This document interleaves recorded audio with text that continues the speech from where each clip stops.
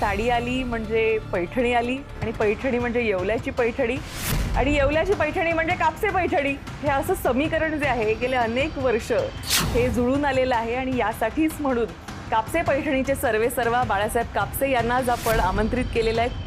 पैठणी समोरचा सगळ्यात मोठा चॅलेंज काय आहे असं तुम्हाला वाटतं? मागणी आणि पुरवठ्याचा समतोल बिघडला आहे, हाच एक समस्या, बाकी काही. मी असं ऐकून आहे की राम मंदिर झाल्यानंतर तिथेही आपल्याकडून वस्त्र गेलं होतं, तर त्यामागची कहाणी नक्की ऐकायला आवडेल. तर आता रामाचं घर होते, रामाचं मंदिर होते, काय द्यायचं ते रेशीम नॅचरल रंगनी केलं, म्हणजे फुलं लावले, त्या फुलांपासून रंग तयार केला, त्याच्यात ते डाईंग केलं आणि विणलं कोणी माहिती आहे? अपंग मुलांनी, ज्यांना एक हात नाही, कोणाला पाय नाही, कोणाला कान नाही, कोणाला बोलता येत नाही, परंतु केवळ आणि केवळ देवालाही वाटलं का ह्या माणसाने, जसं शबरीचे बोरं देवानी खाल्ले ना, तसं पुन्हा देवालाही वाटलं, राम भगवंतालाही वाटलं का ह्या दिव्यांगाचं वस्त्र मी परिधान करेल. पहिल्या दिवसाचं पिवळं वस्त्र हे आमच्या दिव्यांग मुलांनी विणलेलं. नजीकच्या मला वाटतं 1-2 वर्षांमध्ये पेस्टल शेड्स पण पैठणीमध्ये यायला लागलेत.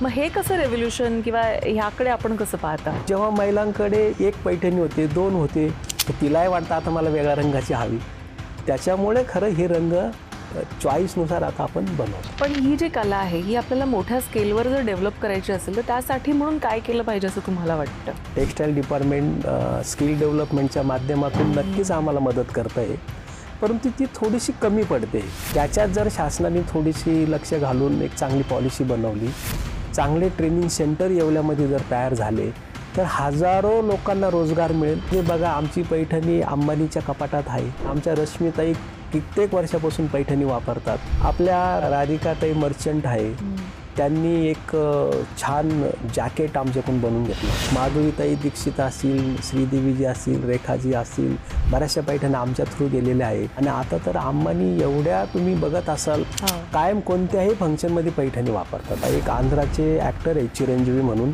त्यांनी त्याच्या मुलाला पैठणी फाडून ती धोती शिवली. तेव्हापासून सगळे धोती पैठणीचीच धोती यायला लागली. म्हणजे आता बायकांचा एक वाटा पुरुषही घ्यायला लागले. आंध्रामध्ये गेलो, विजयवाड्याजवळ एक चिराला गाव आहे, तिथले मुख्यमंत्री चंद्रबाबू नायडू आणि त्या डिपार्टमेंटनी आपल्याबरोबर टायप केलं, MOU केला. पैठणी वाचवायची असेल तर एक निर्णय आजच घ्यायचा झाला तर तो कोणता असेल? का ज्या लोकांना खरोखर रोजगाराची गरज आहे, जे अनाथ आहे, अपंग आहे, कर्णबधीर विशेष करून, तर आमच्याकडे त्यांची राहण्याची सोय आहे. त्यांचं प्रशिक्षण आम्ही फ्रीमध्ये करतो. प्रशिक्षण काळात त्यांना पगार देतो. त्यांची जेवणाची, राहण्याची कायमस्वरूपी फ्री व्यवस्था करतो. त्यांनी नक्की तुम्हाला किंवा आम्हाला संपर्क करावा आणि तुमच्यासारखे जे चॅनल आहे जय महाराष्ट्र, याची आम्हाला खरोखर सांगतो खूप मदत होते. की तुमच्या माध्यमातून लाखो करोडो लोकांपर्यंत हे जातं आणि पुन्हा त्याला उजाळा मिळतो. खरं म्हणजे रॅपिड फायर टाईप प्रश्न विचारतो तुम्हाला की तुमच्या मते पैठणीची सगळ्यात मोठी ताकद आणि सगळ्यात मोठी कमजोरी कोणती? सगळ्यात मोठी ताकद तर आमचा महिला वर्ग आहे. सगळ्यात मोठी कमजोरी तर खरं म्हणजे आम्ही मॅन्युफॅक्चरिंग वाढवत नाही, हीच कमजोरी आहे.